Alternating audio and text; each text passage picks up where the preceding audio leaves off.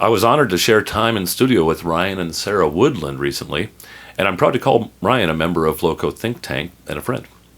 In the 3+ years I've known Ryan, he's grown his Woodland Home Marketplace from a $500,000 business into a $2 million per year and profitable operation, and largely worked himself out of a job in that company. And he's been developing his skills acquired from decades of experience contracting, doing fix and flips, and custom home building, and has been building his systems to manage a 56-unit patio home, semi-custom production build project in West Greeley. Sarah is the co-founder of Woodland Family Homes, but spends most of her time in brokerage at Orr Land Company, which was founded by her grandfather. She met Ryan when she was living in California, but preparing to move back to NoCo, but decided to stay a while and bring him along back to his deeper family roots going back to the 1800s. Ryan and Sarah traced their journey of passion for community and real estate and business, and the journey of this family legacy project. Not to miss in this episode is a LoCo experience story from Ryan's firefighting days in California during EMS training, when a dirty needle from a regular customer poked him in the elbow and caused a systemic infection that put him in the ICU and almost killed him. It's a wild tale, and it leads directly to why Northern Colorado. And so please tune in and enjoy my conversation with Ryan and Sarah Woodland. Welcome to the LoCo Experience Podcast. On this show, you'll get to know business and community leaders from all around Northern Colorado and beyond. Our guests share their stories, and through it all, you'll be inspired and entertained. These conversations are real and raw, and no topics are off limits. So pop in a breath mint and get ready to meet our latest guest. Good. Welcome back to the LoCo Experience Podcast. My guests today are Ryan and Sarah Woodland. Ryan is the president and CEO of Woodland Home Marketplace and Woodland Home Company. And Sarah is a broker with Orr Land Company, as well as co-founder and special consultant at Woodland Homes. Welcome to the show. Thanks for the invite. Let's start with, when did Woodland Homes sprout? 2016. 16? Retired on 9/11 from the fire department in Southern California. And we moved to Genesee and started building 2 patio homes in Poudre Ranch and Greeley. Got right in there. And what was you were in LA and then you just moved out? You had a little money and could spec a couple of houses and let's do it? How did you learn how to build houses? Yeah, well, we haven't ever built from the ground up, but I started pretty early, 12 or 13, standing on a 5-gallon bucket, pulling wallpaper for my dad.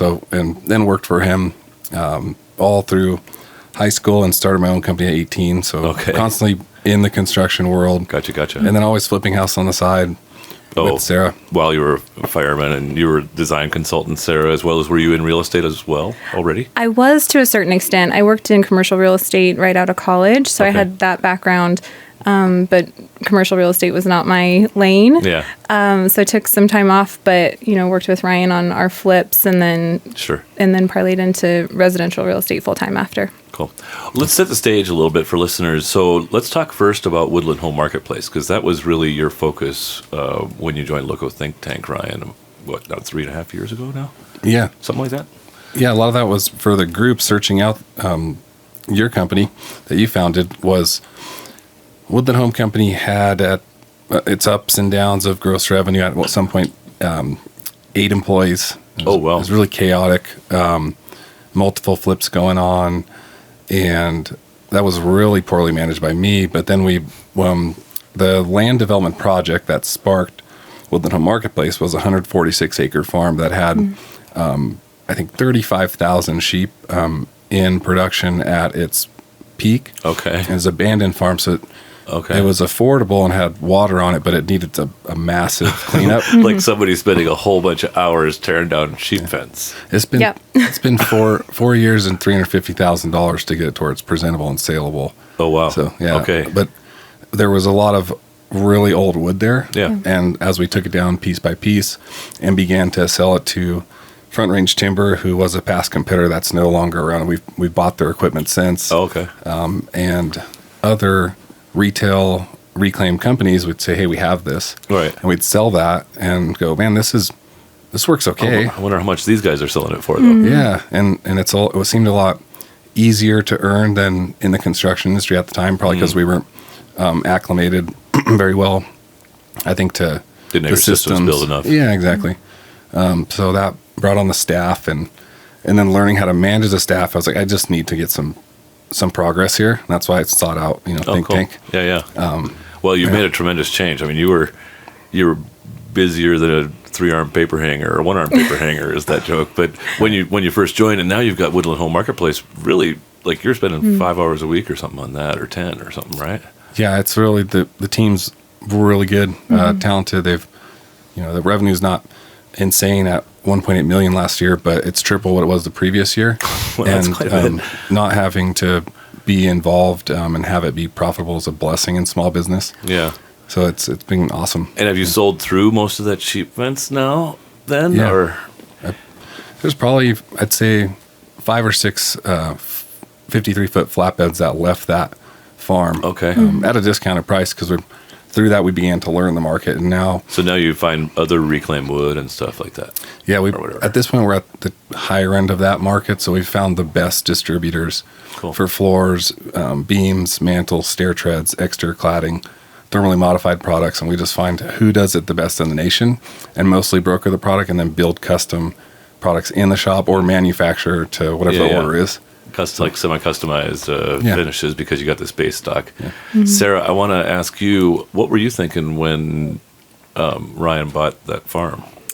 Well, we were in it together. So okay, so it wasn't Yeah. Ryan, it wasn't like he found it. You were like, hey, this is an opportunity here if you're willing to work hard enough. Yes, actually, pretty much. Another broker in my office had it listed, and it was sitting on the market for some time. Nobody wanted to take it on because it was a tremendous amount of work. And so we went to see it one day, and we're just crazy enough to take it on. And so thankful that we did. But yeah, it was very insightful on his part to see that wood. And really at the time we were just thinking we could recoup some of the costs. Of our money out of this thing. Yeah. Exactly. And that's now parlayed into, what he's built with it today. Spun up a business out of it. That's pretty cool. Yeah. And you were more involved in Woodland Homes at that time as well. Is that true? To a certain extent, yes. I mean, we started that. I remember doing the first website for Woodland Home Company in our kitchen, which is not something that I'm very good at all. So it's come a long way. But yeah, we started that together, and that's really taken off as well. So now it's kind of beyond my capacity, and into he's really got a great team that handles all of those functions, and I'm just able to come in. Right. Well, and you can do real estate and relationships and connections. Yes. That seems to be part of your special sauce. Exactly. And so we're able to work together in some capacity, but each have our own thing, which is a great fit right now. And do you have a specialty in real estate? Really, our brokerage specializes historically in selling farms and ranches, which is why this particular farm kind of came across our office. Yeah. My grandfather started the company, Orr Land Company, in 1968. Wow. So it's a family company. My dad is the current managing broker. Okay. And I work with him. So yeah, I've obviously been around it my whole life, and did some other things for a while, just to see, test things out in my 20s and 30s, but came back to this and love it so much. So it's a nice fit in what Ryan does as well. So were you guys together? Were you from California? Like, tell me about, this is kind of going back into the time capsule, maybe before its time, but how did you guys connect? Because you're obviously a local. Ryan, you were from California?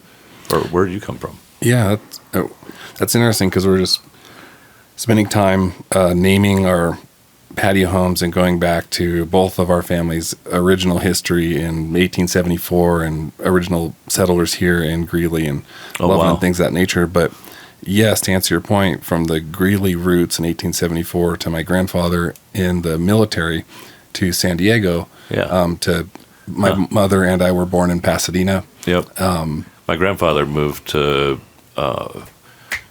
that area of the country for Boeing, right after World War II. And so our family was there. And then my mother moved back to North Dakota when she was 18. She's like, I'm out of here.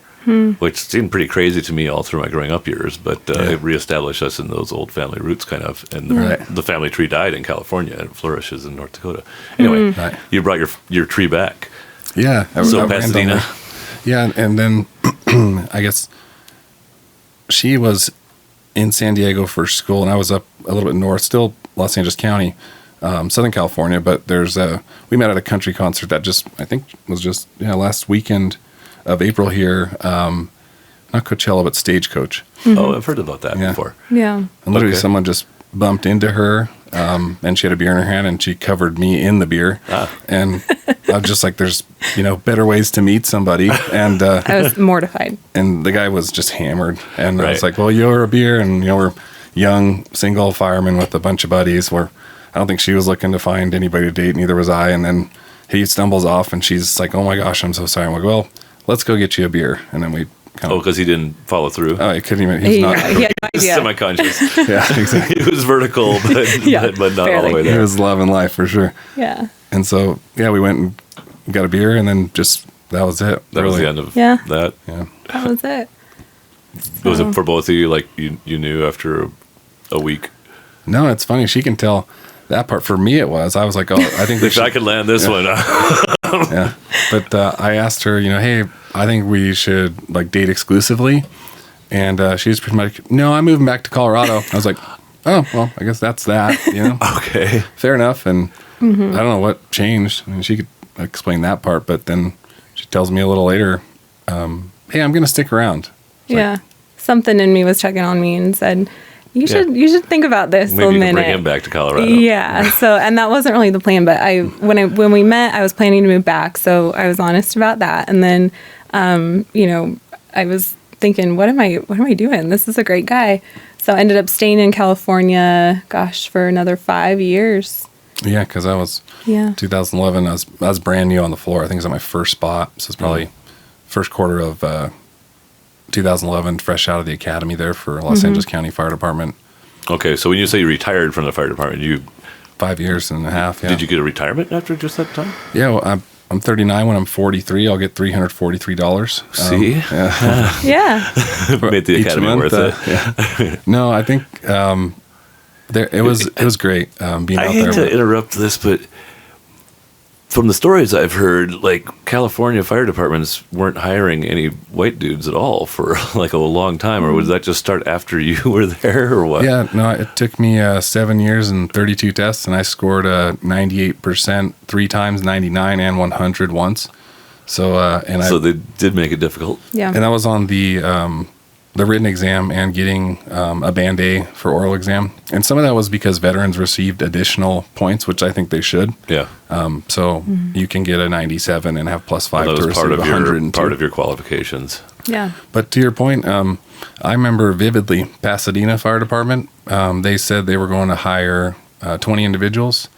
And when I was in the battalion chief's interview, I was not the same ethnicity, and there was some fire chief had his phone out, pretty much making a mockery of me during my interview. I was not selected. Like you had no chance. And Look at this guy. He thinks he's got a chance to get on our fire department. White guy with a shaved head. And so I received a phone call that of the 20 finalists, we were going to hire 20, but we're only hiring 18. You're one of 2 alternates. And I said, well, there's anything I could do better to improve? And he said, no, we just strive to represent the diversity of our community in the fire department, meaning you're not the right skin color. Yeah. So, wow. But yeah, that brings it home. I've heard. Got to keep going. Keep trying. Yeah. What was your passion so strong for to join the fire department? Not to weave us off of Woodland Homes, but this is interesting. It's good stuff. Yeah. I was kind of an idiot in high school. Okay. And made a lot of mistakes. I think the resonating part was that people looked at me like, you're not going to have any value. And so senior year, a fireman came in. He was big and jacked and strong, and there's a super cool video with AC/DC Hell's Bells playing of a guy cutting a roof open. There's fire coming out, and I was like, that's what I'm going to do. And so that was it. I just paid for my own junior college at Mount Sac, got a fire science degree. I worked 50 hours and went to school Monday, Wednesday, and Friday from 7 to 10 to get that degree, and I just kept testing. And what were you doing for a career during the rest of this time? I was self-employed as a general contractor. And I was giving my Sundays to volunteer at Laverne Fire Department for 24 hours a day for $25 to have a resume built. I did that for 2.5, 3 years. Dang, that is some serious commitment. It's grind. It's grind. Mm-hmm. But Sarah, were you I don't meet guys like this very often. Well, and I didn't know him at that time. When we met, he had just been hired. Is that right? Oh, yeah. So you were fresh in the fire department. Fresh in the fire department. You didn't have to watch him grind. No, I didn't. But knowing him and knowing his personality, that's very on brand. So let's move back to, let's set the stage with Woodland Homes, and then I want to talk about this new project you're working on soon as well. But so Woodland Home Marketplace has really become kind of a supplier, sourcer, and customizer of interesting materials and putting them in higher end homes around the region, up to the mountains too, I imagine, stuff like that. Yeah, the Continental Divide's responsible for a large amount of national product. All the hardwoods like oak, some of the desired mixed hardwoods, they come from the East Coast, east of the Mississippi, and they're, aspen, vale, breck, telluride, eagle. There's a lot of product that's coming across the East Coast that's being installed there. So It's an ideal market. Steamboat as well, though. Those are some of the plan sets that come across our desks that are really attractive and our ideal client. Cool. So Woodland Homes is like taking a big step this year and kind of going from a custom home builder into a production home builder. Basically, is that not a production home, like a semi-custom home builder or a town home builder? No, I think you're spot on. It's a completely different type of business altogether, I think, from looking at, hey, here's your home that you'd like to build. Here's how we can serve you, and designing or here's this it. flip opportunity. Right, where we have complete control to select our own products, and we can look at what we purchased for and see what we think the market brings and work within that to find our margin that we'd like. Yep. Or securing a cost plus contract with you. That's we're used to that. Normal. But now it's like we've got 56 luxury patio homes to build, pushing a price point in Greeley for quality, providing a unique niche type of product. So I think it's exciting, but it was a complete rebuild and a new lens to building look to through. prepare for that. I happened to share a chapter with you, and I got to tell you, I was so impressed with your organizational ability and that software and how you have it set up with timelines and stuff. And I don't know what would be important enough for me to build that kind of systems. It's amazing. So kudos to you on that. I want to jump over to you, Sarah, for a moment and describe the property and where this the setting is for this project, because you're kind of the real estate guru of the region. Not that Ryan doesn't have his chops, I'm sure. He does, yeah. So the Cache is our community that we're bringing to market, and it sits basically between Greeley and Windsor. So right in between 83rd Avenue and 95th Avenue in Greeley. Okay. We'll be directly west of Poudre River Ranch, which is also a development that our company did years ago. So it's a beautiful property, beautiful setting. There's the bluffs and gorgeous views, lakes on the property that are incredible. The Poudre River Trail goes right through it. Cool. So it's very idyllic. The property itself was compiled over, the last 25, 30 years by the developer. So there's much larger than just the townhome segment? Yes. In total, it's about 750 acres. Oh, wow. So will be more than developed. a section of land. Yes. And over a long time. Right. This isn't going to be a 2-year project. It'll be probably the project of certainly my lifetime. But really just a gorgeous setting, great, location. Yeah, the hills there are amazing. Yes. And good view, like the river plus the mountain views from there is pretty awesome. Yes, it's incredible. So we're, been grateful to have the opportunity to build there.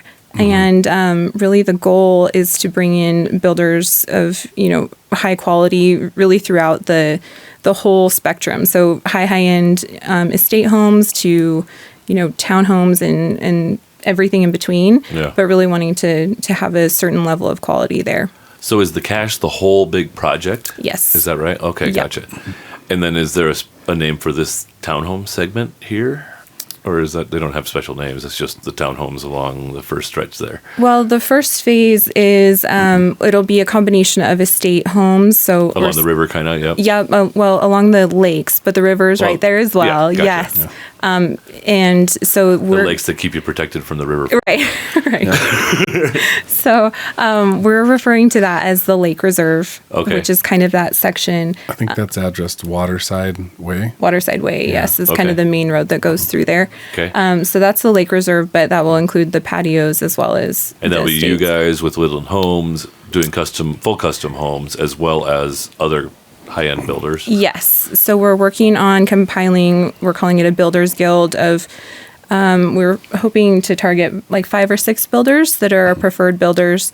And then anyone outside of that list would just need to be approved. But Okay. So it's not super exclusive. I mean, it is super exclusive. Yeah. They're going to have to bring the chops. You might not have to Right. know them first, but they'll have to bring some credit. And you can, of course, bring Exactly. someone outside of the, approved or preferred, but you just would have to be vetted by the development. They're just protecting the values of the homes for people that are investing into those lots and building a beautiful home. We want to. Because those are going to be what? Sorry to interrupt. Like $2 to $5 million homes, kind of. I would say More than probably that? in 3 the to 7. probably more in the 2 to 3 range. Okay. Yeah. All right. Which for the Greeley market, I mean, It's still at that's the high-end. higher end Yeah. of the marketplace for sure. It's not the country club necessarily Right. yet. I mean, it can go as high. I mean, they're custom, so they could go on up into 5. But we You can we build it as fancy anticipate as you want to. exactly. Okay, So fair we enough. anticipate at least in the short term they'll be in the $2 to $3 million The range. builders in that group that are being interviewed are definitely capable of that price point. It's Sure. just are Right.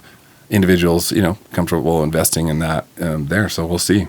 Yeah. That's the fun part is Well, I think with Martin's project, they're not too far away. How far away are you from the Cascadia thing? Not too far at all. We're just east of it. Okay. So yeah. you about run into it just heading directly east in less than 5 minutes. Right. Yeah. So I think that as that unfolds, that probably is positive vibe because you guys will be between that and Greeley. So you'll be kind of the in-between. Yeah. Somewhat. And depending on how some of the commercial may play out, there's higher end commercials such as Sprouts and others that would be really attractive for Greeley on the west end there. Yeah. That would like to see go in there if that's that'd be For fantastic. sure, right on those conduits. Yeah. Talk to me about the townhome portion because I was out there a few weeks ago, and so it's basically across the road from the ponds. Did you call it The lakes, yeah. the lakes? Yeah. And that's kind of stretched out, and that's kind of the next the other phase that's actively going to be building right away. Yeah, actually planning to submit our first permit tomorrow. So we'll see. And Yeah. Greeley's telling us 30 days. We have our DRC approval. We've got addresses, names finally selected. There's 56. They're actually luxury patio homes. So they're not townhomes. They're, Sorry, yes. they're, Yep, that's they're what I meant. single family dwellings, patios. Thank you. You're good, yeah. We have 4 options, Plan 1, Plan 2, Plan 2.1, and Plan 3. There's some heritage names based on, we talked about my family and Virgil Stoddard coming here in 1874. He's in the Loveland Museum for Cool.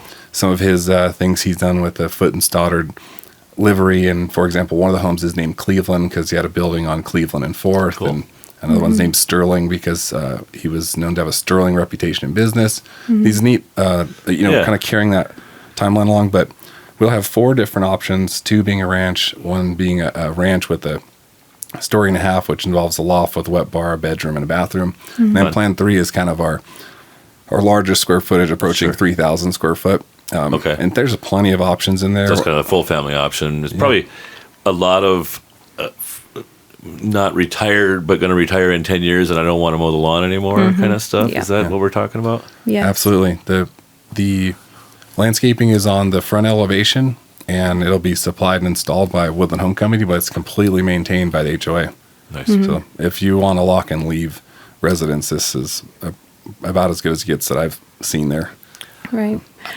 I think we're really targeting the buyer that they potentially have a nice estate home or a custom home currently that Right. their kids are maybe gone and they Right. just don't want to Why keep do we up need with that. 700 square feet anymore? Right, but they do have an eye for quality, and Ryan and Woodland Home Company can certainly bring that quality, Mm-hmm. but just give it to them in a package that is, a lock and leave, and Yeah. just a great option. As a realtor, I've seen a big need for that in Greeley, and so I think that this product will really fill that void. So you people contact you looking for this kind of thing, and they just it doesn't exist, kind of? I would say not in Greeley. I mean, there's options in Windsor, Northern Colorado. Right. Yeah, gotcha. Yes, there are certainly options beyond Greeley, but really for Greeley, we don't have anything to speak of. Certainly in newer product that fits this. Well, bill. and like Fort Collins and Loveland aren't going to grow nearly as much as Greeley and Evans and some of those other towns over there. Or it's partly based on just water. Having water to put into houses so people can live there. Exactly. And so, over as that 20-year absorption of this project comes out, I think there's more and more kind of momentum to be gained by the marketplace in that. I suspect anyway. Yeah. So, how did you decide on the styles? And I don't know, is it a shared endeavor? Are you in the design room with this? I think Sarah can speak to that. I mean, some of it's based off a successful Texas development, this alley load type. We've both gone to hundreds of cash meetings, but she's tripled that count for me every Tuesday for years now, watching this all unfold in the site. So, I mean, I guess you could speak to how the layout occurred and what the product selection, how it is, what it is today. Well, I think it's really been a collaborative effort. I mean, we have worked with Godin and Siddick, they're architects out of Denver, that are doing the architectural control for essentially all of the cache. Okay. And I was so impressed with their work that I introduced them to Ryan. I thought they would be a good fit to be the architects of the actual patio homes as well. Gotcha. And so they've done beautiful, beautiful architecture. We're really excited about that. And then we've brought on, I mean, really, it's a whole team. We have an amazing interior designer and consultants, and it's certainly a collaborative effort, but it's taken, a lot of years to get to this point, and certainly a lot of long hours lately. And I certainly can't take credit for most of it. You're not doing as many long hours as Ryan is lately? No, definitely not lately. And, our team has really come together, especially in these last few months. And it's cool. been really neat to watch. What's cool is that, like, to have a minor point of pride with how much progress you've made letting Woodland Home Marketplace become its own business without instant oversight from you on everything. Like, you probably couldn't have done this without that. You'd have had to shut the marketplace down or something, which would have been a shame, because then you got 5-7 good people that don't have a job anymore or whatever. Yeah. I don't know. Dwell on that for a moment with me, I guess. Like, and probably give some kudos to the folks that are really leading the team over there at Woodland Homes, because that feels appropriate. Yeah, absolutely. I think they're aware of that, and that is the conversation that was had. And I don't, our team's small enough with four in the shop that I think they're all key players. I mean, Lyric's new, but Joe and our sales and business growth is very solid. Brad's an exceptional cabinet builder. He comes out of Salt Lake. He's been in a cabinet shop for 30 years. Cool. He's built for, he won't tell you, but he's built for Tiger Woods and other really high-end Beautiful work. celebrities, and out of Deer Valley, Vale, Aspen. So he can build anything. Right. And Andre, that's our lead shop assistant there, is just the best guy. He'll do anything. He's got the greatest attitude. If you got someone that's going to row in a boat next to you, you want that guy. Yeah. And Lyric's new. We're still learning of what his capacity and ability is, but they're aware of that. We had those conversations. If we want to keep this going, what do you want out of being here? How can we get that for you? And this is what I need, because I'm not going to be as available. Yeah. And we got to see if that works here before we get to here, because that here, right. There's a timeline here. Yeah. Because if not, to your point, I can't just watch things go downhill and have this additional stressor and all this stuff while we have this project. You can't be a high performance home builder while being distracted too much by that. And this is a big reason of why I retired in 2016, because this was such a substantial opportunity, and we needed to get out here and get repetitions in and make our mistakes and earn our, bootstrap really cool. a company and just put our head down and go and build and do the things. Well, how many flips did you do in the last 10 years? Oh gosh, I've lost count. It's at least 30 for sure. And and how many custom builds before all of this? We're signing 2 more here, and I think that puts us at just under 20 to date. So you've earned a lot of those stripes. I think that's cool. Your combination of determination and confidence and humility. I just got to give you some kudos, because you're like, I'm not ready to take something on that big, but we know there's something big coming. And because you had the inside track, you knew about this development in process, Sarah, for even back when? Yes. It's actually, so my father's the developer on Poudre River Ranch. He's the developer on the Cache. So I've been aware of this vision for, 20 years. Right. Yeah. But it was, we knew that would take a long time to get going. And he wasn't raining dollars down on your business because he needed all the dollars he had for development. Yes. And he also knew that we interject. No, you're good. He also knew that we needed to, get out there and learn on our own. Yeah, absolutely. Yeah. So there was, we've been provided a lot of opportunity, but we've had to earn it too. So, that was my inside track, is that you knew about it. I knew about it for many years. And you had to prove that you were good enough to get it done. Absolutely. And I still, to this day moving forward, I want to prove that. So that didn't have anything to do with your selection of the young fireman at the time. It might be an amazing home builder too. I didn't know that. It was not on my radar. And I also had no idea that he had the Greeley connection, which I find so interesting. Yeah, who would know that? So it's just fallen into place. Awesome. Yeah. What else? Back to your, sorry to interrupt, but to her father, I have a lot of respect for him in business, but it's amazing. He will provide opportunity, but he's going to make sure that you earn it and show you're capable. And I really respect that about him. Yeah. There's no free handouts. He's definitely, he's sharp, and he's earned every bit to where he's at. It's really, it's neat to be around him. It's just cool to have someone to be near, to see as a mentor in that regard. So for sure, that was a big part. He's not telling you what to do, but he is mentoring you with a light touch, probably. And when you talk about those projects, and I call that like $50 million of completed work, that's a lot of mistakes. And he'll sit there and he'll go, "Yep, oh, we'll see how that goes for you." And he's going to let you. He's not going to say, "You need to do this and that'll make this better." He's going to say, well, how'd that go? And so it's good for us to go through that. I think it poises us better because we have to stay on our own 2 feet and make our own decisions. Yeah. I don't know. Have we talked about my background at all? My dad started a farm like when I was first grader. Like he was a motorcycle mechanic. North Dakota? In North Dakota, yeah. And he's since grown it him and my brother, to a 10,000 acre farm. Wow. But he worked at the motorcycle shop and worked the farm evenings and weekends from the time I was a first grader until I was 11th grader. Wow. And finally he could quit the motorcycle shop. And when I went off to college, he's like, "Son, the farm's doing a little better now, and we could probably help you with their school, and but I think you get a lot more out of it if you pay for it yourself." And it's a different world now than it was then, and my $22,000 of student loans wasn't that terrible. Yeah. But it was like the kids that flunked out Daddy was paying for it. Right. And so there's so much harm you can do to kids by over equipping them. In some ways. Over opportunity them is a different story. Yeah. So hard to find that line too, because you want the best for them, but it's like, and it's, there's a helicopter and the lawn mowing parents, right? Like lawnmowers are blatantly destroying the obstructions versus helicopters are guiding them and saying, "Don't do that." Right. And it's okay. Is that an acceptable damage that's going to happen versus are they going to actually get hurt? Yeah. Like it's figuring that out as a parent that we all try to do well, I guess. Yeah. After we come back from our first break, I want to get into your guys' family, your kiddos and stuff like that, and dig in some of these principles as well. But before we do that, I have gifts for you.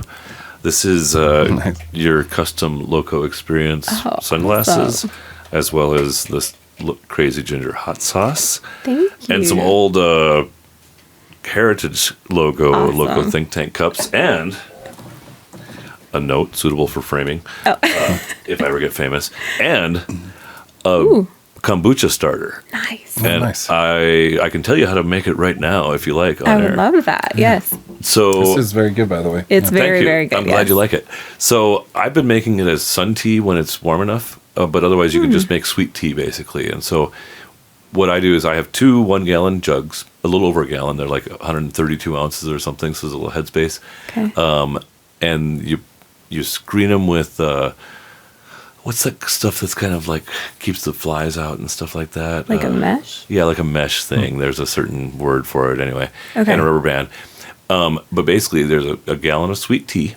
Okay. So for me, I actually just mix I make sun tea out on the patio. I have this critter right there in it, because this is a SCOBY. It's a symbiotic culture of bacteria and yeast. And this is the starter from the last one. The mother that grew in this last batch of a gallon was about really close to a pound. Whoa. Like it was a ton. And so that critter basically takes the sugar out of your sweet tea and turns it into kind of a vinegary kind of thing, the kombucha thing, and then adds a bunch of probiotic good stuff for your gut. And kombucha's too expensive. It's like $4 a bottle at the store, right? But this is like $2 a gallon. So you need 1 cup of white sugar, or you can replace that with 2/3 of a cup of honey. I tend to prefer like mostly honey, some sugar, which seems to grow the healthiest SCOBYs. And then 8 bags of Lipton tea or however much black tea. Somebody gifted me with a bunch of Asian Just little tea. bags on the string that you place in there? Yep. Nice. And just put it on your patio, or if you have to cook it on the stove, you can just heat up a gallon of water and put the tea in there, make the tea, then add your honey and sugar so that it mixes in there good. And then put the cheesecloth. A cheesecloth. And a rubber band over the thing so it can breathe. And in a week, it's changed a little bit. In 2 weeks, for me, it's about perfect. You've got about a 2.5 weeker here because we went to Florida. And in about 4 weeks, it tastes like vinegar more. And it's always good for you. And then you can also do crazy things like if you boil it on the stove, you can throw some berries in there. Or you can use herbal teas, or you can use molasses instead of sugar for kicks and grins, or brown sugar, or you can experiment and just, as long as the critter doesn't have any mold on it, it won't kill you either. Awesome. So I drink a gallon a week, and I rotate it. So I harvest one every week, and I start a new batch, and then it brews for 2 weeks, and then I get another fresh gallon every week. That's awesome. How long have you been doing that? Since January of 2020. So you got it figured out. Nice. I don't know that I got it made the most efficient for the flavors If you that gave me I that, like. I'd probably ruin that and it just turned to vinegar. No, I don't think so. I think you'll like it. Yeah. But if you don't want it, Does it? that's Well, fine. happy to try it, but as you grow it and it has more time on it, does it become more potent or have more probiotics? Or when you say the flavor changes, is just It gets more tart and stuff. It might be healthier still. Then you can take it as a tonic and just take a teaspoon, right? And this is the final step. So this is how you start the next batch. Okay. So a little bit of the kombucha and the critter, but you can actually take store-bought kombucha, add some sugar to it, grow a fresh critter, and start your own brew system if you want to. Oh, wow. So anyway, That's neat. knowing that Ryan, you've been teetotaling mostly for a while, and for me, this is the thing that I crave. Aside from like a beer or a bourbon or something like that in the evening. There's so many good alternatives now, like Recess, hop water, and yeah, they're soda good water too. with the lime, Yep. whatever. Yeah. But they don't make your gut happy Right. like Yeah. kombucha does. So true. anyway, that's Well, my thank secondary you. gift to you. That's If amazing. you choose not to grow it, it does take. What does it take? It takes about 20 minutes once a week. Okay. We got that. Once you get the setup going. Nice. So- Let's try it. Yeah. Thank you very much. Ryan's like, you can. After the project's going good, then maybe I'll try it. I'll give you a fresh I'm looking Scobie forward to anytime having you want hobbies. it. That's part of the conversation we shouldn't bring up. Lack of hobbies and I'm going to take a break. workaholic. We're going to take a break. We'll get into that too. This will be a counseling session by the time we're done. Right. This episode is sponsored by LoCo Think Tank. LoCo Think Tank provides peer collaboration for business owners.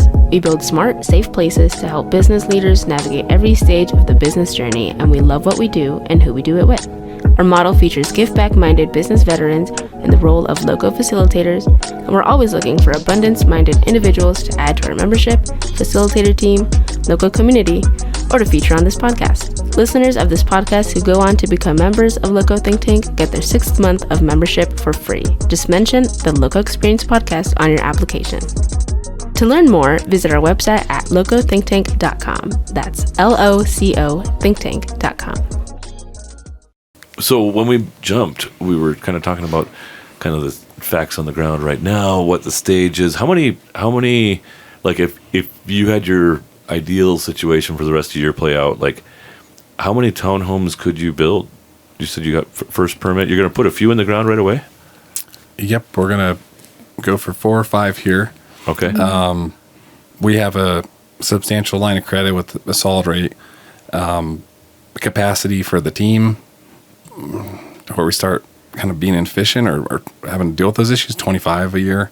I think wow. so. I think we could do our current PM has completed 25 in a year himself. So wow. Okay. So you're ready if the volume is high, but realistically, it'll probably not start that fast because the roads are just going in and stuff, right? So we're the tip of the spear there. We're the first homes in the development. So just coming out conservative and trying to, not be overly risky and leverage ourselves with too much debt, and just also really making sure we nailed on the quality. So we bring a really strong model home to market. Yep. So build those first, see how many contracts you get, but maybe build 5, 10, and then 15, then 20, something like that. See how it rolls. If you ask we have tons of friends in Greeley and surrounding realtor markets and everything, and some say, "Oh, you're going to for sure close 20 homes the first year," and then some will say, "You're never going to sell one." So you just have to go out. Knows. Everybody knows something. Yeah. So can you jump me into future phases a little bit? So this is going to go up that hillside up. Yes. To the south, I guess? Yep, exactly. So the property spans from the river to 10th, essentially. So all the way up, and then between 83rd and 95th, essentially. Okay. So yes, the first phase, as I mentioned, will be the estate homes or the estate lots and the patio homes that Ryan is doing. And then the rest is honestly a little bit to be determined. I think we'll progress to the south. However, if someone wanted to come in and do something immediately off of 10th, we could do that as well. Infrastructure is there. But the whole theme has to kind of fit the cash. Exactly. So if a big national builder wanted to take down a big chunk, that's fine as long as you meet our design standards and stuff. Exactly. So there, realistically, there will be portions that will be sold off to builders Lennar or whatever. Right. However, we want to be very mindful of who those builders are. So not them. Well, no, I'm not saying that. No, they would be great. But, again, we'll have all different price points and we want to have a little something for everyone, but we do really want to have that certain level of quality and level of detail throughout. So my father takes a lot of pride in what he does. Yeah. And he's built this land in ownership over 2 decades. So he's going to make damn sure that it's going to turn out something he's really proud of. Right. This is his legacy project. Absolutely. Exactly. Yeah. So everything from, the meetings that Ryan mentioned earlier that I've been in for the last decade really have been, everything from every detail. We're considering all of it. And so for you, and in some ways, it's a part of helping him to extend his legacy a bit. Is that fair? Yes, which is very important to me. Yeah. So. Thank you to Purpose Driven Wealth of Thrivent for sponsoring our Purpose Driven Questions segment. At Purpose Driven Wealth, they believe financial clarity leads to a life of contentment and purpose. Their mission is to help guide clients using a values-driven, stewardship-based approach focused on provision, contentment, and enjoyment. With more than a century of experience, Thrivent helps individuals and families navigate life and business transitions and prepare for the future, while creating space to live generously and give back in meaningful ways. To learn more about Purpose-Driven Wealth, please call 970-330-7411 for a complimentary initial consultation. And now, on to the questions. Let's talk about purpose. This is the Purpose-Driven Questions segment, so I've got a list of questions here that are, sometimes I modify them based on my notions even, but this is sponsored by Purpose Driven Wealth, and we're thankful for that. I want to talk about, both of you have kind of exhibited this really strong sense of purpose. Was that planted by parents? Was there other mentors? Who or what really would you charter that to, I guess? And Sarah, I'll let you jump first if you don't mind. No, I don't mind. I think a big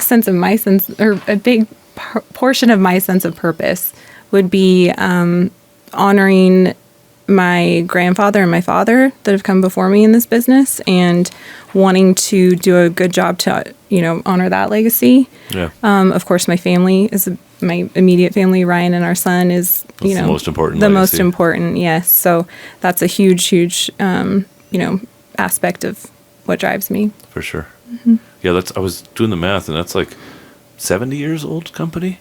So it's Yeah, 68. 68. So that's Yeah. 42 plus 26 is 68, right? It Ryan. is 68. You're the math. Plus 46? Yeah, no, 42 plus 26 is 68. Yeah. So it was founded in 68, and it's It's 68 years old this year. yeah. You should do something special for that. We should. That's a good idea. That's a very good Super idea. 68. There you go. Tough to fork out any more money out of us right now. It's really tight. No, this is Orr Land Company, though. Right? Yes, we can put it on our Tight there, land. too. There's a lot going on. They got a lot of There's expenditures a lot more and than a lot of we're revenue spending. spending. Yeah. That's fair. Yes. But How about you, Ryan, if I turn to you that same question? Yeah. You're talking about kind of a chip on your shoulder style at the fireman stuff. I think that I've always just kind of wanted to be the best at whatever I chose to do. And her father actually said that at our wedding, as I got to know Ryan, I think it's not to be better than anybody. It's just show to myself what I can do, because you've been told a lot in life. And like I said, the chip on your shoulder of, that guy's not going to have any value. We know that at a young age. Look, he's not going to amount. So it's to prove to yourself, like, look, you can, and just trying to be the best you can. Personally for yourself. Compare yourself to yourself To me, yesterday yeah. and the year before, or the year before Am that. I getting better? Am I evolving? Am I doing the very best I can? That's all. As long as I'm answering yes to that, that's what makes me happy. Yeah. I want to talk about, there's some words that are kind of similar, like philosophy, theology, ideology. Like, what do you resonate with in those words, and what do they, what place do they have for you? What was the third one? Philosophy? Ideology, philosophy, and theology. Man, I guess for me, when philosophy and ideology, not so much theology, but I think with our son and the type of parent that I would like to be, and I know she feels that as way. We, in her family, we just finished a branding with 80 Black Angus last weekend. Okay. And our son's there working the brand with her dad. I know it's special to him. And that's just a good, hard day's work. Yeah. So I think we're just really wanting to. Those aren't silver spoon kind of activities. no. Yeah, we just really, and we like, that's the reason why we like historically buying the old homes or the abandoned farms, because there's a lot of hard work to be done, but at the end of that, there's reward. So I think as far as philosophy and ideology, it's showing our son that you don't have to start with a lot, but if you're willing to work really hard, there's a reward that's there. Yeah. Fair enough. Yeah. Anything to add on that? I would add on, and just in terms of philosophy, I think, going back to my family again and the ranch that has been in our family on that side since 1883 and has kind of parlayed into now what is becoming the cash. And That's a portion of the historic. well, no, so that ranch, the 1883 ranch, is up in Granby. Oh, okay. Gotcha. Sorry, I misunderstood. No, that's okay. I wasn't very clear. But then, coming from that ranch down to the ranch, which is now becoming the cash. I mean, that's all, it's kind of sequential in how that all worked. But I think the philosophy of just, to Ryan's point, working hard, honesty, integrity, doing what you say you're going to do, all of those things, and just that common thread throughout our work and our history, I think, and what we'd like to see for our son in the future. Fair enough. We're going to do a jump in the time machine here shortly. Is there anything else you want to make sure people know about either the larger project or these townhomes while we're here? Just come and see the first one when it's ready in 3 months or 4 months, or what's the first? We're having weekly meetings, builder update meetings with our staff and team, and we'll be putting a lot of material out on our social media on Facebook and Instagram at Woodland Home Company. Okay. So that'll be some sneak peeks and some breadcrumbs coming out. Cool. And that'll, of course, when we put foundations and framing, and then further along, we get our model home. The selection center is being completed here shortly, so we'll have some soft dates there to bring realtors and local individuals around to see, because in the selection center has products we're obviously selling, and that's an old 1900s farmhouse, 1937, that we've rehabilitated, because that's obviously in our wheelhouse, right? Yeah. So it's just, Very cool. Oh, easy part. Yeah. Just a flip. Exactly. yeah. So 700 square feet, no problem. Right. we'll be rolling those out here shortly, and just Yeah. So excited follow to those pages is a good place to scoop it Yeah. up. Plus, you got a great website there and stuff. But the And best we way to just- see progress is there. Yeah, we just made a large investment into our website to elevate it, to really be competitive in that upper end market. It's really attractive in my opinion. I'm excited. I haven't looked at the new one. The new one, it hasn't even rolled out yet. It'll be a few more weeks. Okay, But yeah, gotcha. so check that out. It'll be great. Yeah. We're excited. We're just excited to get to work. It's an opportunity, like we said, we've been excited for a decade, and it's time to get to work. So we're just pumped to really cool. show what we can do. Right? Yeah, the culmination Yeah. of a decade's worth of work to get ready for this. Yeah. Exactly. Well, I would just, to add on to that, the selection center is what we've been referring to it as, but we've recently named it the bunkhouse, which I'm super excited about. And really the concept is it's an old farmstead that was on the property. And originally the thought was that we would take all of that down, and I fought pretty hard to keep it. Okay. I just love that whole concept. There's 2 farmhouses, kind of an old garage, and some other outbuildings that I just think are super cool. So finally convinced our team, the cash team, to save it. And now it's, being rehabilitated, and our concept with that is that we'll become kind of a Jessup Farm concept, like commercial, really cool coffee shop or, Yeah. Have a brewery there, a florist. fancy restaurant. Yes. Would probably fit nicely. Yes, exactly. So super excited about that, because that's, the one thing right now that's horizontal, versus all the, vertical, or I'm sorry, one thing that's vertical, not the horizontal infrastructure. So that's fun to see. And that'll be our first thing that will be coming up, in June. We'll probably have the selection center completed. Yeah, we Okay. have photography June 18th on the schedule, and soft openings shortly after, and then should be in the ground July with the first wave. First foundation. Streetscape's ready to go. We'll probably be releasing the streetscape, as permits are getting approved and starting getting color renderings, all the fun stuff. So Right. Yeah, it is a little ways. I think about all that still has to happen yet. Yes. Yeah. But there could be houses completed this year. absolutely, yeah. If we move quick and get some interest, especially the ranch, they're a little bit smaller square footage. Yeah. Move as fast as we can without sacrificing quality, right? That's been our motto. We have some for sale on holidays. You might be able to close by the first year. That's our goal.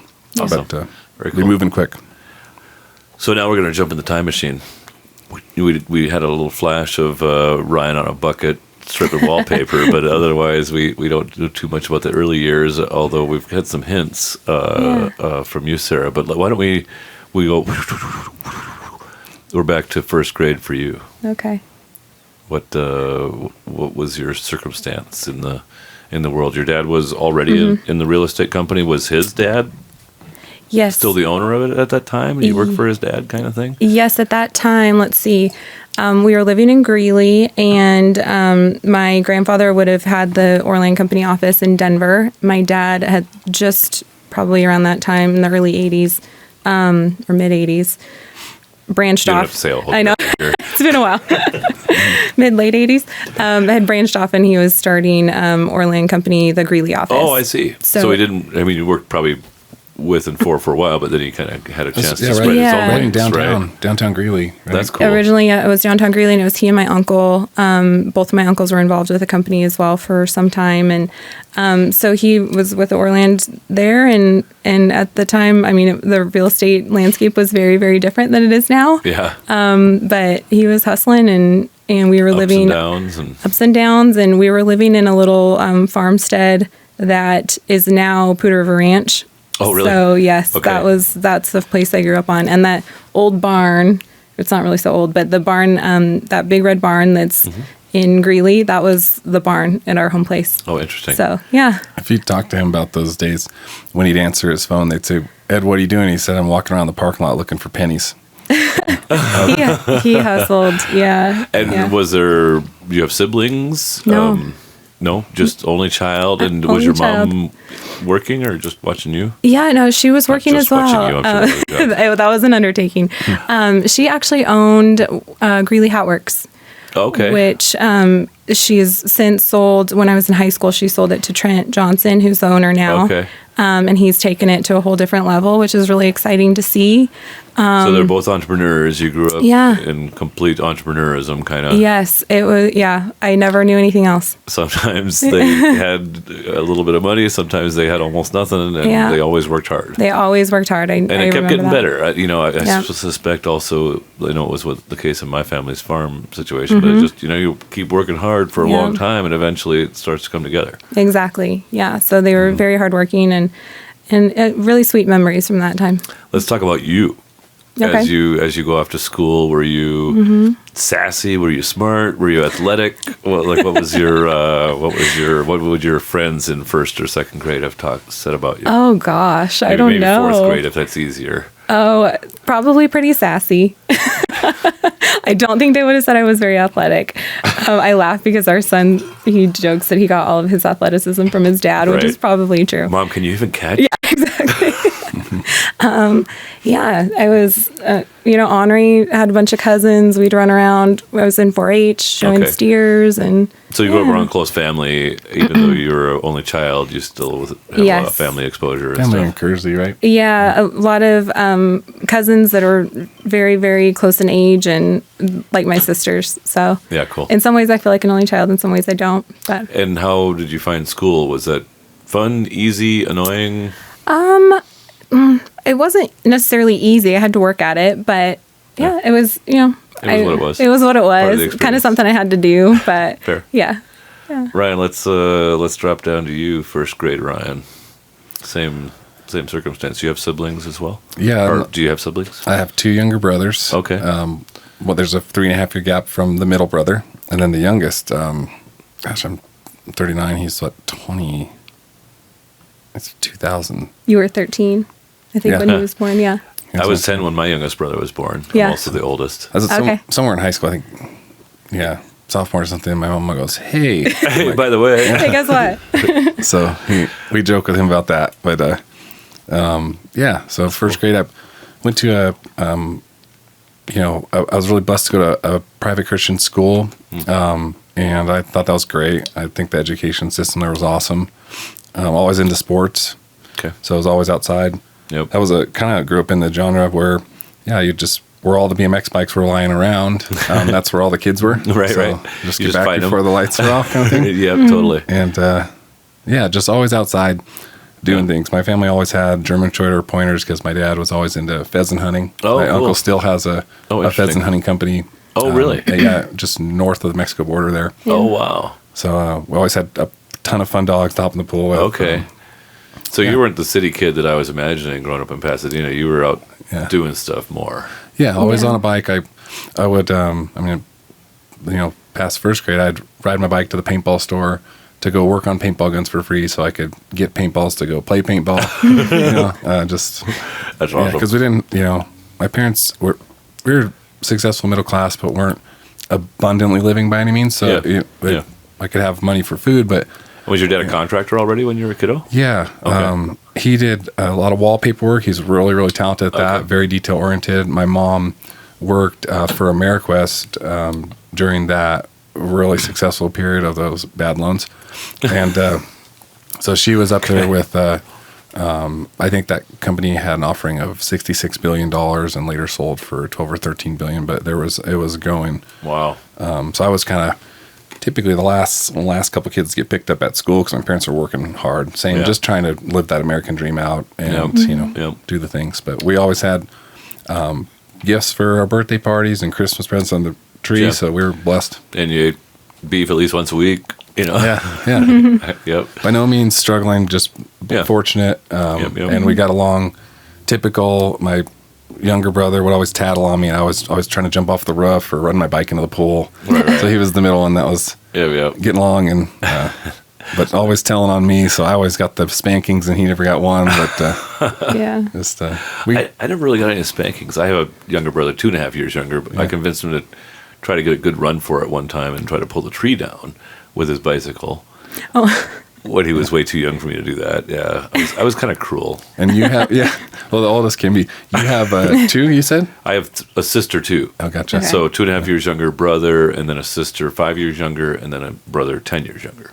And you were in North Dakota your entire childhood as well? Yep. Until I moved to Minnesota for a year on the way to getting here. But yeah, Okay. all my grown up years, and a village of 100 kids or 100 people. Oh, really?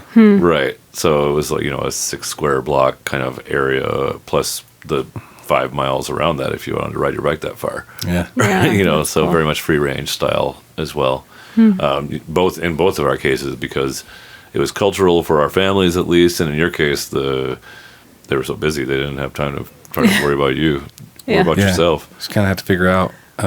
My dad grew up where his dad would drop him off and give him a box of like 100 shells of a 22 and a 6-pack of soda, and say, "Hey, just meet me back here at dark," and he would just go away for the day. So they, like literally, kids would drink a soda, and I'm gonna go put this down on this rock, and we'll shoot it. And as they're like putting the soda bottle down, they're like shooting it out of each other's hands. So just like no supervision. So my a dad wonder. didn't have He didn't have instincts. he for wasn't that. like, "Hey, really be careful." It was just kind of. He's like, I raised my kids by Darwin. Yeah. So there's, yeah. And how was your approach to school? You mentioned you were kind of didn't engage well, at least in the later high school years? Or? Yeah.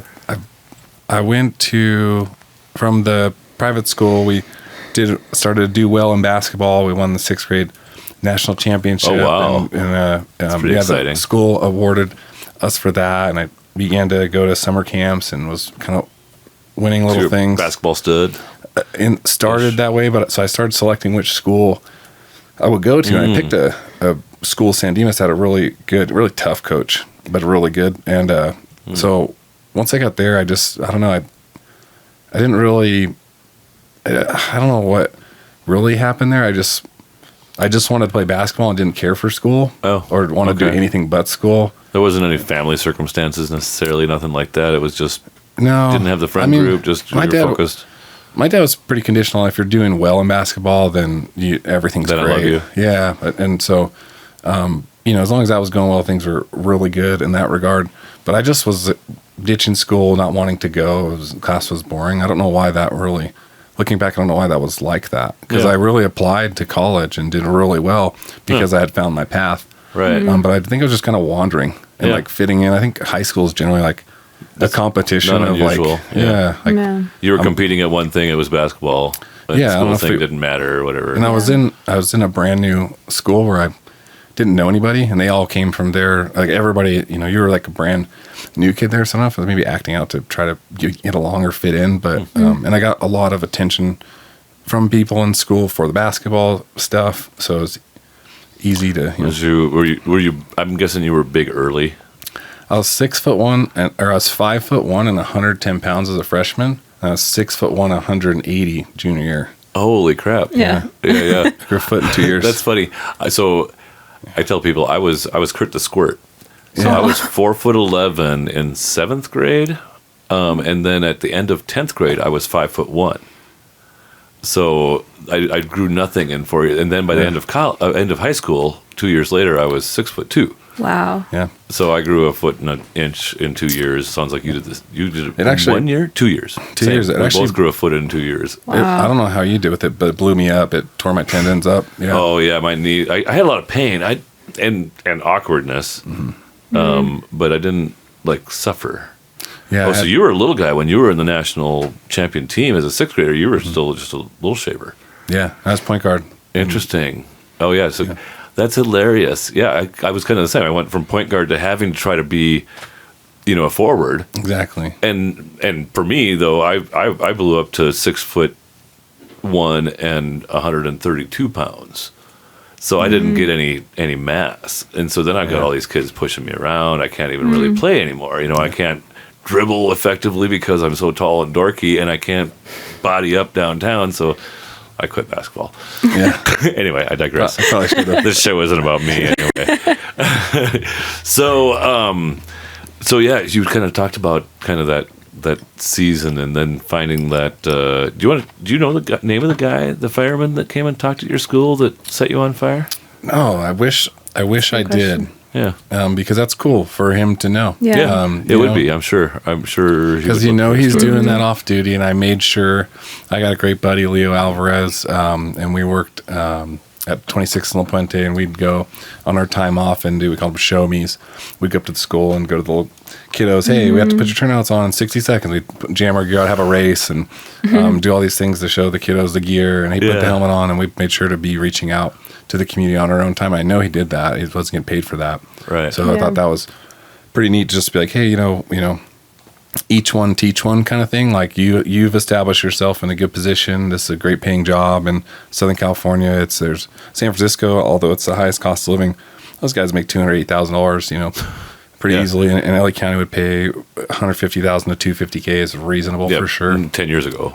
Whatever. Yeah. Plus And the 15 years benefit ago. package and the quality of life with the guys and gals on the job. Sure. It's got so much Well, to it's a offer. sweet job, right? Yeah. You get, Yeah. I don't know what your routine was, but a lot of guys work, 10 days on and 15 days off or things like that. Yeah, you're sometimes. 120 calendar days out of the year to, are you a green day, a black day, or a red day on the schedule? So Right. you earn one vacation day a month. You're required to take an AV, which is 4 days off, which is a half a month.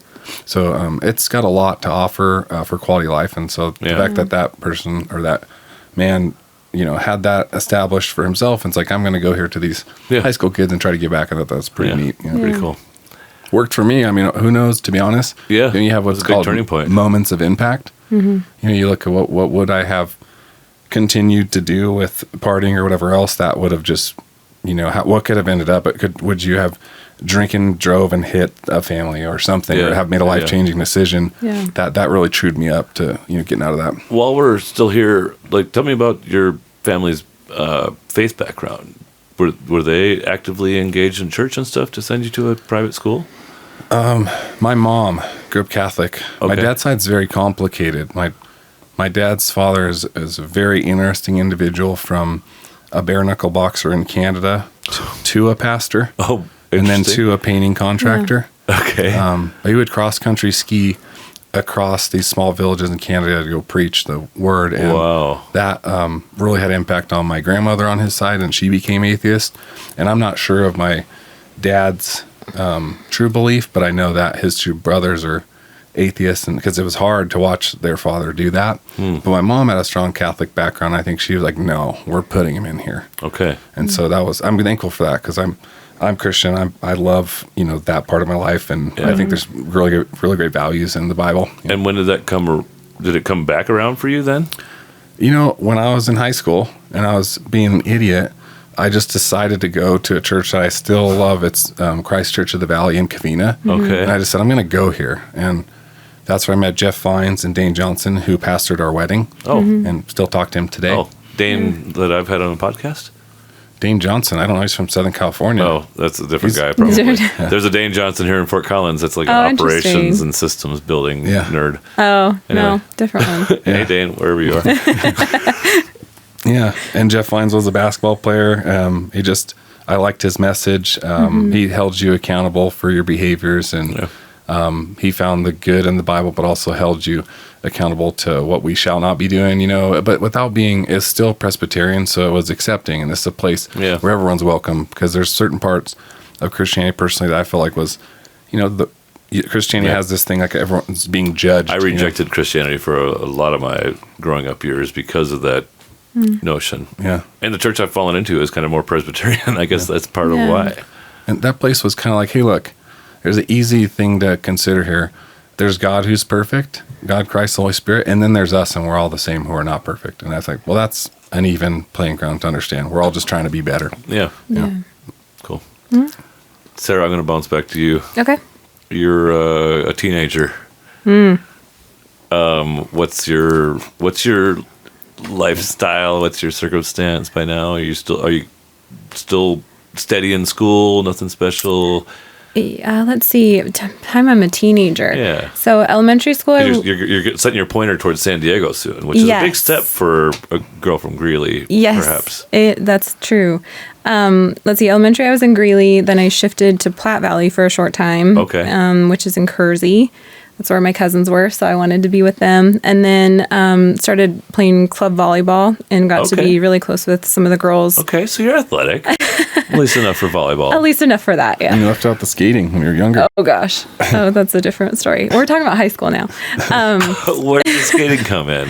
Oh, Ryan. For a short stint when I was young, I was a figure skater, like a figure Speed skater. skater. Well, speed skater, and then I did like figure skating, but on roller skates. Okay. Yeah. That's pretty impressive, actually. So, like, when you moved to San Diego, you're like, look at my skills on the boardwalk and stuff? No? By then, I had hung my skates up. Oh, yeah. that's sad. But I know a little bit. There's some funny pictures that my mom still likes to have out and about in her house so everybody can see. But I've seen a few trophies. yeah, there's some trophies. Okay. Well, there's not many people doing it, so I'm just kidding. They might have been from Wyoming. That's true.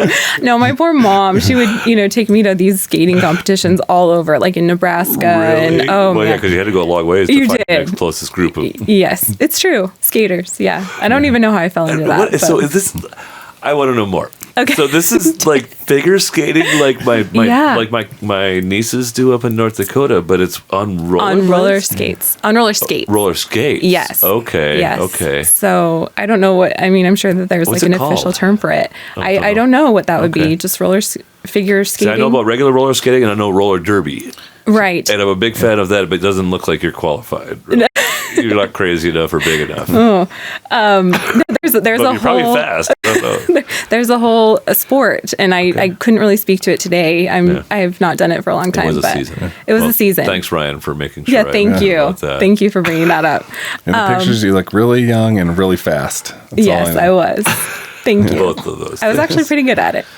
So you're winding up with high school. You're setting your pointer. What's your decision tree? So high school, I ended up shifting to Valley High School, which is in Gilchrist, and played volleyball all those years. And really, just at the time, all I wanted to do was go somewhere warm that had a beach, and that was truly my North Star at the time. And Fair. I didn't want to be in Greeley. I wanted to, go live on the beach somewhere. Yeah. So that's precisely what I did. Did you? Was there other options high on your list, or once you learned about San Diego? I looked at Hawaii, and then we went and looked at that school, and I thought, it's a little too far probably. Right. And we had taken a family trip Takes to 14 hours Right. to get home to Christmas. and Exactly. 14 hours back. Or So whatever. I think my parents were pretty excited that I settled on San Diego, and Fair enough. we had just taken a trip out there, and I don't even know how I ended up at my school. It was pure luck, I guess, Yeah. because I didn't at the time have a clear vision. I wanted a beach. Yeah. That's literally my thought That's fair. process at the time. You know what would be So- the coolest thing is if there were like more islands like Catalina Island and Mm-hmm. stuff, like a big grip of them, like Indonesia off the coast of Yeah. California. That would be amazing. That would be cool. Then you wouldn't have all that Gulf Stream impact right up there on the coast. Yeah. Just anyway, Yeah. it would probably kill butterflies in Japan or something. Then be a disaster. So how did you take to it? I loved it. I ended up at University of San Diego, which is a beautiful school right on the water. Yeah. Not right on the water, but you can see the water from your classroom. So Right. I thought that was pretty neat. And thankfully, again, it's a great school. And I had to work very hard, harder than I'd ever worked before. Yeah. But And it what was did you good. go for? I have a degree in political science and a minor in Oh. business. So Would you like to get political in this conversation? I don't know. Well, I don't we got know. the Iran situation going on right now. How do you think the ceasefire will hold? I don't know. I don't shouldn't watch the speak to news. it. My thought with political science at the time was that I wanted to be a lawyer. So I thought that would be a good undergrad. Yeah, dig it.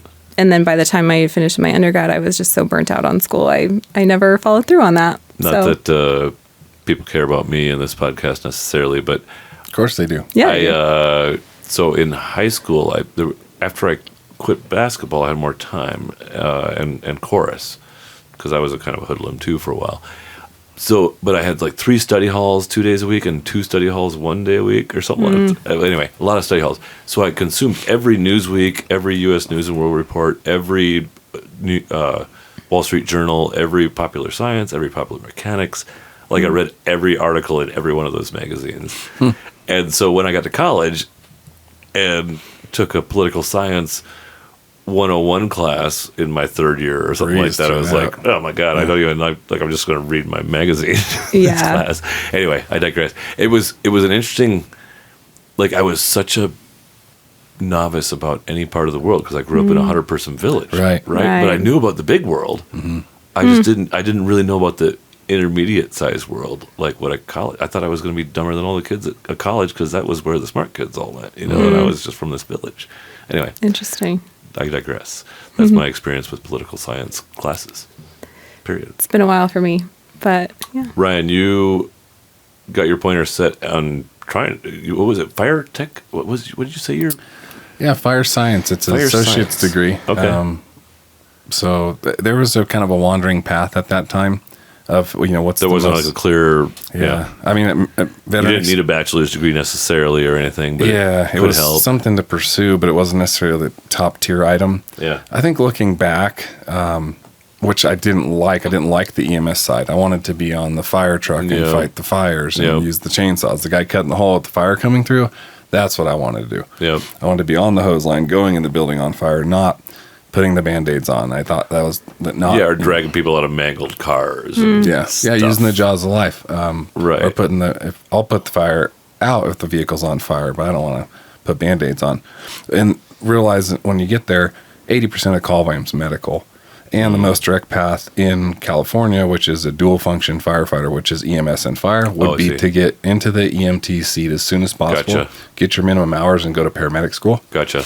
So instead of doing contracting for those between years, you probably could have done that for maybe a faster path. I mean, it made me a great truckie, which I never really worked on trucks except for overtimes because they're so sought after. But forcing a door and using tools and pulling ceiling and doing overhaul, like that was just regular. That's a demo job to me, Right. So For sure. I'm sure, it was a second nature for you, whereas for a lot of people, they'd never done anything like that. you could look at a door if you've hung 700 of them, know how to open it. And, It's a good point. Fair enough. The EMS route was you'd get in there fast. As soon as you had a medic, the value of being a medic was like I was in the fire department for 3 years. I got a phone call on a random Wednesday. Hey, you're drafted to medic school. So that means we got to pay this guy who's making $150K a year to sit down in a seat, and we got to pay for his college to go to paramedic school. So he's not serving. So if you'd already have that'd be better. It's just money. Yeah. Interesting. You've invested. You've got the medic license. You're going to save a bunch of money if we hire you. And so, like after your education, and even before that, were you doing house stuff? You said you started your own business when you were like 18 or 19. Was that in trades too, or? Yeah, I bought my first house with some down payment assistance from my family in a town called Glendora. And a great time to buy in 2007. And so I immediately poured in $50,000 of sweat equity. That was the material cost only. And so that was the first flip ever, first purchase, first house. And then that one, we just had to take that on the chin and lose $60,000 to understand, like, okay, you need to be aware that of what your market conditions are. Even if you're 21, a realtor tells you it's the perfect time to buy, you should probably pay attention. So that was the first steep learning lessons because that took a long time at 21 to save $60,000 for me. Right. And then that year being self-employed was really pathetic income wise because there was nobody spending money. And that was the first time I realized, maybe it's not, I should go back to being a waiter or whatever. Well, then you go into 2008, 2009, still not much upside opportunities. You know, prices hadn't settled much, but you were still, I guess, working on other people's projects instead then. Yeah, well, I still just gritted through it, and we've adjusted my lifestyle. I mean, I paid $250 to sleep on a buddy's couch and just said I'm going to keep figuring out a way to, like, I'll lower my lifestyle to whatever it takes to, that he was a fireman and he knew I was pursuing to be a fireman. Yeah. I said, hey, this just happened. I have to sell my house. I can't. I was at a room for $500 to have a bedroom, and I'm like, hey, I need it further. Downsize. What's the couch look like at your place? And he was a good enough friend to do that. So that's pretty wild. Just got to get through. It'll get better, but it's not right now.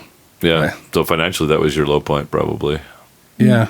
Yeah. There's been a couple, but right. There's been some other scary things with bigger numbers, but here we are. And so I guess I imagine then, and were you, when you were contracting those years between getting on the fire department, were you doing fix and flips? Were you working for other people's projects too? Yeah, both. Like they were hiring you to do kitchens or bathrooms or additions, remodels, whatever. Were you licensed? Yes. Okay. Yeah, that was tough because LLC was $750 a year to renew. I think it's like 10 or 25 here per year. I forget. I think she's mostly taking care of the renewals, but Yeah. Workers' compensation had to be paid through the state of California for the first 3 years. It was 3 times the market price of the private sector. So you got a full gaff there. Jail What? So they policies. block. When you sell, when you flip and you sell, the state pulls the tax right out that day. Wow. It's a tough place. And then you got to fill your tank up and do the other things. So we're just thinking of all these things as we're working really hard and going, man, there's got to be a easier way to do some of this stuff. Right. That's why there was a big attraction to weld. Dude, have you been watching this dude that's been putting out the crazy commercials and stuff, running for LA mayor against Karen Bass? Which one? What's his name? Preston something? The Pryor? I don't know. I think I may have seen a couple.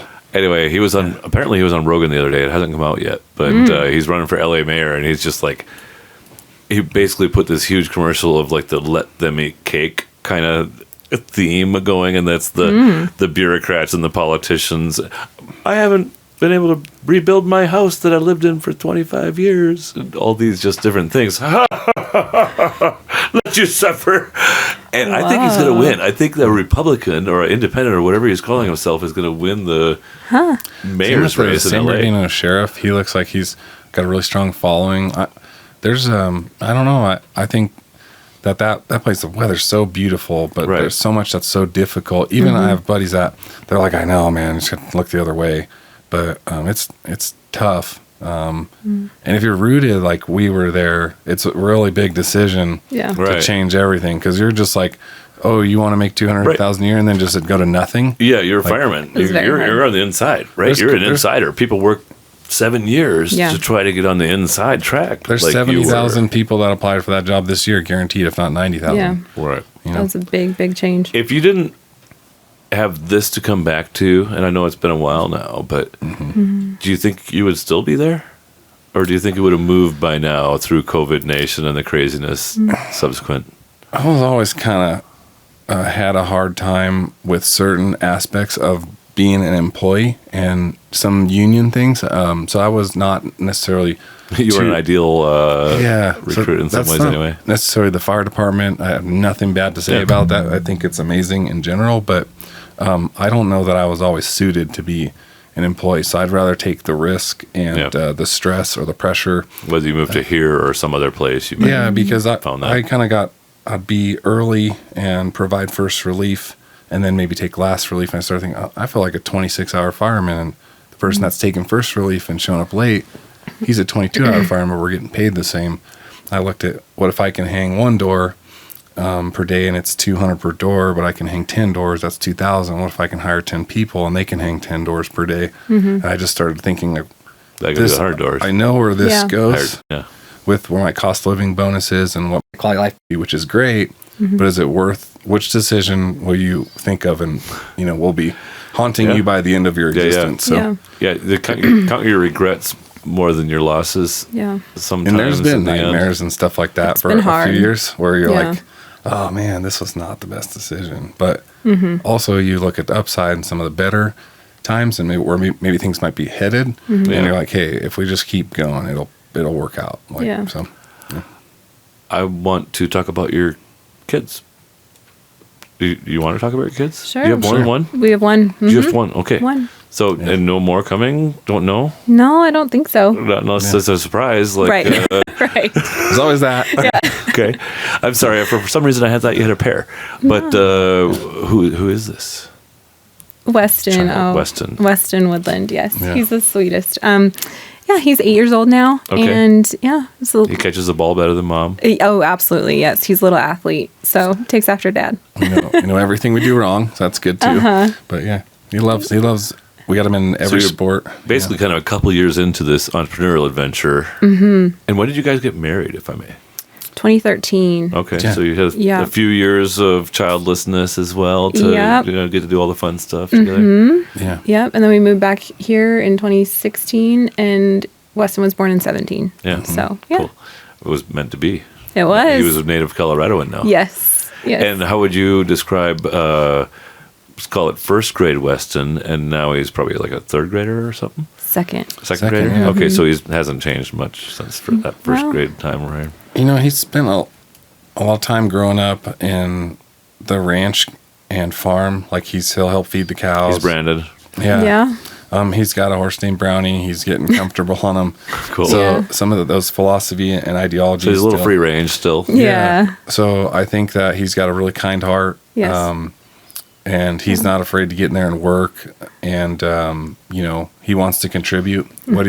I asked him like a year ago, hey, what do you think Dad's doing well and what can Dad improve on? He goes, well, you throw the football really good. And I said, oh, you're thinking, is it going to be a philosophical answer or a 7-year-old answer? And I'm like, well, that's a 7-year-old answer. But then the amazing answer was, you know, I don't want you to do things for me. I want you to show me what needs to be done, and I'll do it myself. And I was like, wow, like that's pretty cool to Pretty me. insightful for a You know, 7-year-old. like, yeah. and he That's wants good to- for an 11-year-old. He wants to get in there and kind of figure stuff out. So Yeah. I like that about him as well. He's not like, hey, do this for me. So, Yeah, a lot of people learn tactily as well. It seems like that's his pursuit right now. Yeah. Yeah.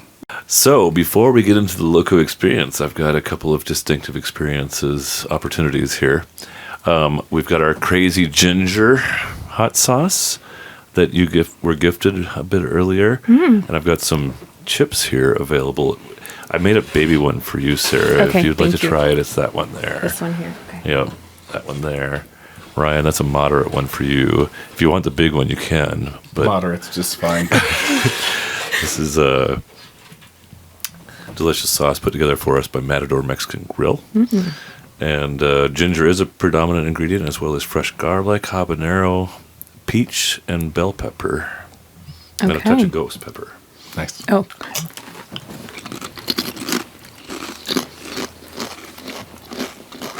So we'll see. What's your family heritage, Sarah? You know? My mom is full Swiss. so Okay, I'm the half Swiss don't have too much spice tolerance usually. Nope. You taste it. A little bit. Yeah. It's great. It is good. It's actually really good. Yeah. I'm not It getting is. there's a little bit of ginger, but it's very soft. Yeah. Just a hint. It's nice. Not overdone for a salsa, right? Or for a hot sauce, sorry. Yeah. Sarah, you were Okay. talking about how much you respect and love the Cash restaurant. Yes. And Yes. even that there should be a cache at the cache someday, perhaps. Yes. And I wanted to share with you that, you know, ginger has become a friend, and I came up with the idea of this hot sauce name, and then we were starting to work on things, and I was like, I can't just roll out with this. I got to text Ginger and be like, just so you know, I wasn't thinking about you at all when I named this hot sauce. I was thinking about Mindy Bryant down at Edge Optics. So, Mindy, if you hear this, sorry.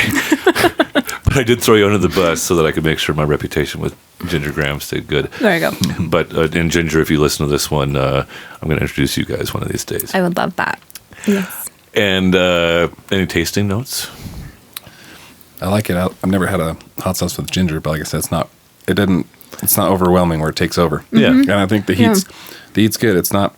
The ginger is kind of about the color and the flavor, right? Yeah. Yeah, you said 8 out of 10, so I was somewhat intimidated immediately too. with my German, yeah, with it's my not German kill ya. and Canadian background. But, When you But I say could German and tolerate it. Canadian, what's that mean? Like, there's some French Canadian, maybe? yeah, my mom's Probably. Stoddard actually from Germany to Sullivan, New York, in like late 1800, then to Greeley in 1874. Okay. Yeah, so The Bears actually came to New York in 1750s somewhere. Oh, wow. But That's we were cool. very non-productive, apparently, because there's only like 50,000 of us in the whole country after 250 years.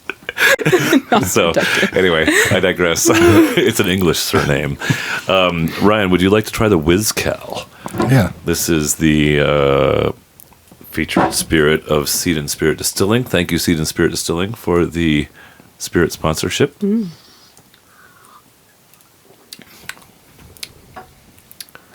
Not everybody. That is packed with flavor right there. Very smoky. I Yeah. love the oaky, smoky flavor there. I don't right know on that the I've road. ever had a whiskey tequila blend. There it never has been. They have actually the copyright on that name of WizCal because they're the first to actually do that. Wow. That's cool. And they will be open in about a month or two down at the old Funkworks, their new tasting room. So they'll That's have an cool. oyster bar as well as a full bar. That's beers. awesome. New Belgium's doing a beer specific for them. That I What can't would remember the you name. What would check it you out. make in a cocktail with that? Because I'm really glad you shared it because it's great. But if you would have told me I have this whiskey and tequila, I would What do I no, put thank you. as a cocktail? Yeah, I wouldn't. just neat Because or on a rock. I drink rocks or neat mostly. But Because you wouldn't put a lime. there is. I'm trying to think what you'd garnish with. Joel was on the show a couple of months ago, and he shared a WizCal recipe, and that's really rocking good. And I'm drawing a blank. It might take like a cube with like an orange wedge. Yeah, It might. It would be something nice just with a that. little. Well, something. and some orange bitters or something like that. Even just a little. Yeah, Like I don't flirting know. with an I don't want to old-fashioned? change it too much. Yep, Yeah. kind of like a yes, like flirting with an old fashioned. There you go. but not With over, less syrup. No, not so Yeah. much syrup. No, because you'll get rid of that nice oaky flavor. Yeah. That's a strong oak flavor. It's nice. It has a lot of boldness to it. Agreed. That's what you should call the cocktail. Flirting with an old fashioned. Flirting with an old fashioned. All right, So, thank you. Would you like one more chip? Or you're good for now. that's good. Thanks. Okay. The LoCo experience, the craziest story that you're willing to share from your lifetime. And have you guys decided who wants to go first? I think Brian would like to go first. Yeah. Okay. Sure. I think mine's pretty easy. One of the defining moments when I was at 54s in Southgate, right after I got drafted to medic school, and went back to that station was I was in the back of an ambulance as a paramedic with a great group of guys, and there's a guy there. I'll save the details, but he would try to drink himself to death on a regular basis. So I was So it's a regular in the EMS. same corner, same general area. Oof. Actually picked him up in hospital scrubs, so he'd go shower, get his food, and come back out to the street and continue on. Wow. But he's like, yeah, so I'm just trying to suction his airway so he can keep alive Not until die. the next event. And Yeah. normally when you're going over railroad tracks, someone on the front will say tracks. And so, if you're straddling someone, you can brace for it. But we hit some tracks, and I felt like, we hit him on his coat, and like I feel this a little prick, but I'm like, no big deal. I don't think of anything. And so we get him to where he needs to go. I go back to the station, go to sleep. Also, my elbow just starts getting really big. It was like right on my elbow, So, I think, like you hit your elbow when it went over the tracks or whatever? yeah, on one of his dirty needles. Oh, shit. Yeah. Yeah. So then I go to the hospital, and because I can't sleep and I have my arm like on a hanger. I'm just trying to Right. dude, I gotta get And this guy's a cockroach. right. So yeah, so they go to give me the ethyl methyl bad stuff, and this will make it better. And they're like, oh, it's not making it better. And the doctor at Foothill Presbyterian Glendora goes, hey, that's not good. We're probably going to shuffle you over to the ICU. I have to put a line in your heart because if this next one doesn't work, I don't know if you'll make it.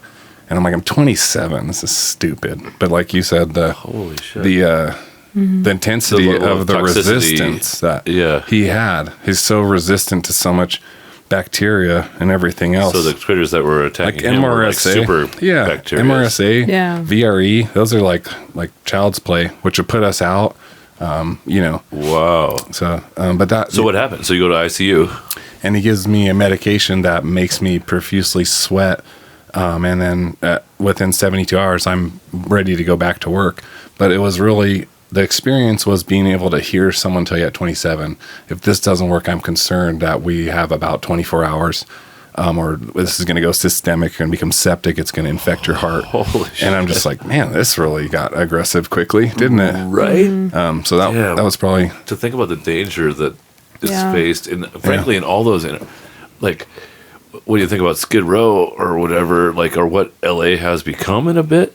Like, it's not just homeless people. Yeah. They're dangerous, feral people. on his in behalf, some you ever seen the respects. movie or the show Dexter? His parents, we were really heavy in the Mexican cartel, 97% Central America in our district, and his parents were drug traffickers for the cartel, and they were executed right in front of him. He was like 3 or 4. Wow. So, Really sad. But I go back to work, same call, same dude, 3 Right. a.m. first shift back, and I'm like, is this what I want to do? and just asking questions. And there was like a lot of internal dialogue that really promoted the move to here. Wow. Because I always like thinking of that, like, you know, you have to get HIV testing, AIDS testing, double negative results and stuff. Like it's like to have all these feelings of like, you know. Yeah. Well, that's because you're the first front line in interacting with that demographic, but they're in people's neighborhoods and stuff all the time. Oh, there's too, right? We and do infecting each other with all these. We stuff. do for your physical training. We go run to the hydrant and back. That's a quarter mile. There's just gallons of urine and hypodermic needles all over the sidewalk. So it's regular there. This was 10 years ago. Yeah, it's 2011 to 16. Yeah. Right. Yeah. 10 to 15 years I think we were ago. just married. And I so thought it was 13. great. I was in my early 20s. I was like, this is the coolest thing ever.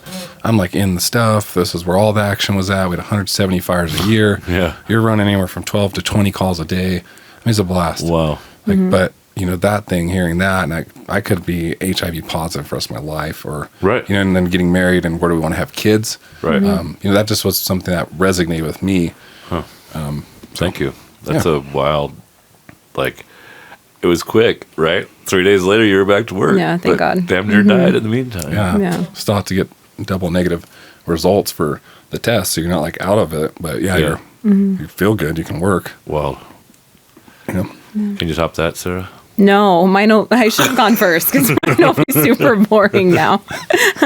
Yeah, mine is a little bit more lighthearted and not really quite as interesting, but Well, crazy goes a lot of different ways. yeah, Loco. exactly. Our local community is another way we translate loco. So Okay, that exactly. changes So your- I'll bring something for the other audience. I mentioned earlier that my mom is full Swiss, so she actually has a brother in You're Switzerland. very dark haired for a full Swiss. Yeah, Right? Aren't the Swisses? Oh, the Swisses are mixes too, because they're people from all over Exactly. as well. Right. They're just a little better than everybody else. Don't get him started. No. Yeah, I don't know. I get. But my wife's mother was my wife is part Swiss. Okay, So her so- mom's half Swiss too, I think. Okay. Well, there might So be a there's little family truth to that. Yeah. And she was a gem, honestly. She was one of the top 5 or top 1 most amazing women that I know. her mom's as sweet as it gets for sure. Yeah. So anyway, Yeah. I digress. So when I'm in high school, my parents send me over there all by myself, and I had cousins that I was hanging cool. out with. So, but that was like the first time I had traveled overseas by myself and navigating all Just of for the. like a week or for like a semester? I think or- it was like 2 or 3 weeks, In not a summertime semester. kind of thing, Yeah. whatever. Went and stayed with my aunt and uncle and Cool. cousins. But one of my cousins had moved. He was a little bit older than me, and he had moved to his own apartment in Zurich. So I like. I'm like, oh, this is super Teenager. cool. Like American teen teenager in Zurich. with my cousin who's not that much older. So he's, it's fun. And we are walking somewhere, we're walking by Lake Zurich, and he's like, well, don't you think it'd be fun if we just like jumped in? And so like at midnight or something, we just like jump in Lake Zurich and swam around. And it was like, I don't know, for me, that was Cold? Is it Clow? Yeah. Like I think of Switzerland Yeah. as like being cold, like the ice melts into the lake. Was it warm? I think it was brisk. Yeah. I Okay. don't know. All But I mean, for me, You're clothed, I assume. yes, I was clothed, And you but walk home just dripping wet. Yeah. All right. But I mean, it was fun. And for me, that was like, That's pretty memorable. I'm not that crazy. That's so about that as was one of my crazy as it crazier gets. ones. Right. Yeah. But so, I dig it. Well, Yeah. you can, Ryan, you can surprise her sometime when you're up at Steamboat or something like that. Be like, hey, let's go jump in the lake. yeah, exactly. I think I got to go bungee jumping on one of our first couple dates at the Santa Monica Okay. Pier. That's true. That was pretty I cool. probably wouldn't do that today. Yeah. I wanted to California impress is you. probably really safe, Right. right? Like if you go to Guatemala or Mexico or something, you're Right. like, I don't know. California, it's like overly safe. Right Yeah. there, they got 3 inspections just last week. Exactly. In between jumps. You got to pay $285 for It's a a 4-minute $75,000 fee if you don't have your certificate. Yeah. Right. Exactly. But yeah, that's when we were first dating, and I really wanted to impress you, I think. So Yeah. cool. I did that. I dig it. Yeah.